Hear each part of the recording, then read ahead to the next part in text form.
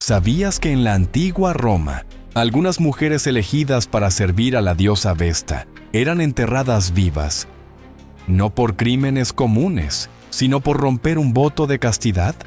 No eran esclavas ni criminales, eran las vestales, sacerdotisas vírgenes responsables de mantener encendido un fuego sagrado que simbolizaba la vida de Roma.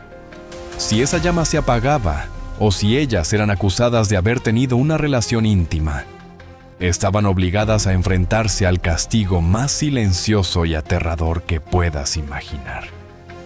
Tienes que conocer esta historia porque nos habla de un mundo donde el poder, la religión y el miedo estaban tan entrelazados que una joven podía pasar de ser adorada como símbolo de la ciudad a morir sola bajo tierra por una simple sospecha. En este vídeo descubrirás cómo niñas nobles eran separadas de sus familias para servir a los dioses y cómo ese mismo honor podía sellar su tumba.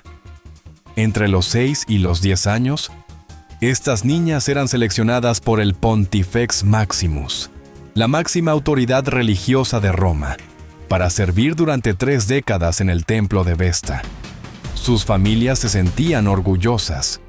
No había mayor reconocimiento que tener una hija entre las vestales. Vivían en la casa de las vestales, una residencia lujosa y segura al lado del Foro Romano.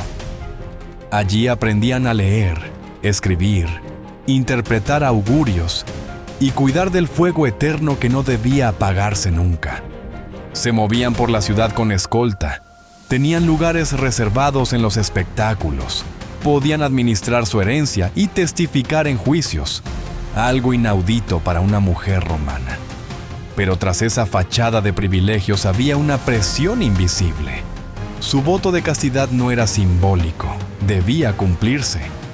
El fuego que cuidaban era más que una llama, era un espejo de su pureza, de su disciplina y de la continuidad del Estado. Si el fuego se apagaba, era una señal de mal augurio. Se decía que los dioses ya no protegían a Roma. Y entonces empezaban las sospechas. Todo se volvía más frágil en tiempos de crisis. Si había derrotas militares, sequías, epidemias o señales del cielo que los romanos no sabían interpretar, los ojos se volvían hacia el templo de Vesta. ¿Y si la pureza se había roto? ¿Y si una Vesta le había fallado a los dioses? Aunque no hubiera pruebas claras, una simple denuncia podía activar un proceso. El juicio no era como los de hoy. No se presentaban testigos ante un tribunal civil. Era un procedimiento religioso, dirigido por los pontífices.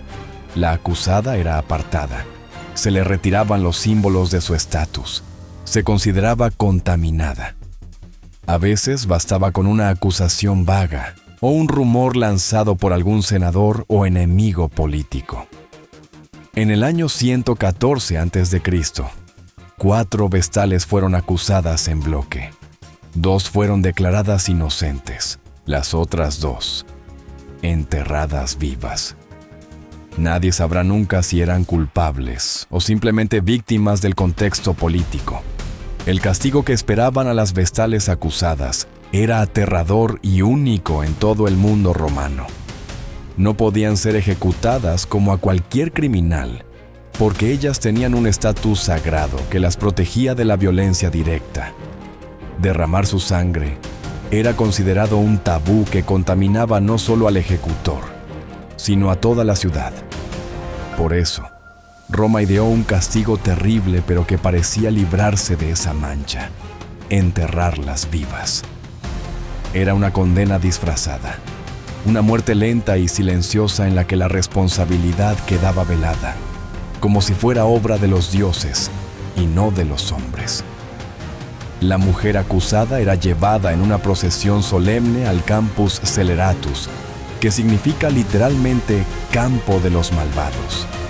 Este lugar estaba situado fuera de las murallas de la ciudad, junto a una de las puertas principales, y nadie se acercaba a él porque se consideraba maldito y contaminado. Allí se había preparado una fosa especial, Una cámara subterránea lo bastante grande para que la Vestal entrara, pero sin ninguna posibilidad de escapar. Dentro la esperaba una cama tosca, una lámpara para iluminar la oscuridad, un poco de pan, agua y leche. No para salvarla, sino para que quedara claro que no era un castigo con violencia directa. Era una manera de dejarla morir, bajo la apariencia de un ritual sagrado. El día del castigo, la ciudad entera se paralizaba. Las calles quedaban silenciosas, como si Roma contuviera la respiración.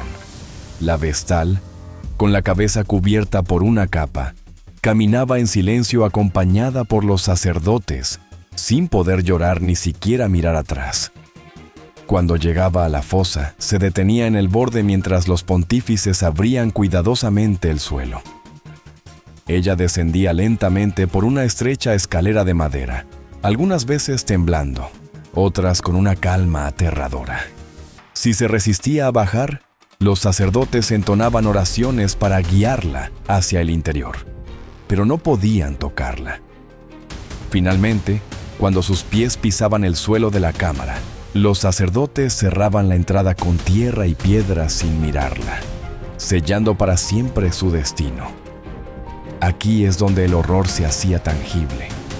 La tierra comenzaba a caer, primero en silencio, luego con más peso. Las piedras cerraban la abertura. Se colocaban losas. Todo quedaba oscuro, inmóvil, final. Dentro, la Vestal quedaba sola, sin aire fresco, con una lámpara que pronto se apagaba, sabiendo que nadie vendría. Afuera, los pasos de los sacerdotes se alejaban. A veces, algún vecino decía haber oído un débil gemido durante días, pero nadie se atrevía a ir. Era territorio maldito. Lo más terrible de todo es que Roma creía hacer lo correcto. No se trataba solo de castigar a una mujer. Se trataba de calmar a los dioses, de restaurar el equilibrio. Para ellos, la muerte de una Vestal impura no era un crimen, era un sacrificio necesario. Y lo aceptaban como tal. La ciudad entera vivía con esa contradicción. Adoraban a estas mujeres y las enterraban si hacían temblar el sistema. Plinio el Joven y Plutarco, dos de las fuentes más importantes, escribieron sobre Cornelia, una Vestal condenada. Dicen que al llegar a la fosa gritó que era inocente, que miró al pueblo sin llorar, que murmuró: «¿Qué crimen he cometido? Nadie lo sabe». Y aún así, descendió. La tapa se cerró. La tierra cayó. El silencio se hizo eterno.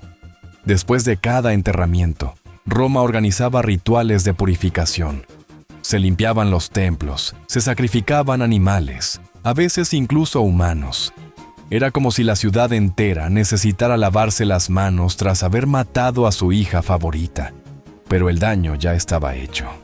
Las Vestales que sobrevivían al cargo podían casarse, recibir tierras, vivir con honores, pero muchas de ellas no lo hacían.